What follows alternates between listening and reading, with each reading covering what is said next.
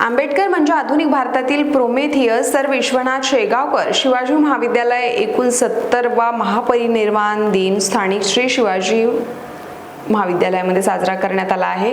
महापरिनिर्वाण दिनानिमित्त महाविद्यालयाच्या मराठी विभागाच्या वतीने भारतरत्न डॉक्टर बाबासाहेब आंबेडकर यांचा 69वा महापरिनिर्वाण दिन साजरा करण्यात आला आहे। या कार्यक्रमात प्रमुख वक्ते म्हणून बोलताना प्राचार्य विश्वनाथ शेगावकर यांनी डॉक्टर बाबासाहेब आंबेडकर यांची तुलना प्राचीन ग्रीक कथेतील प्रोमेथियस या मिथकीय नायकाशी करत अत्यंत मार्मिक मांडणी केली आहे।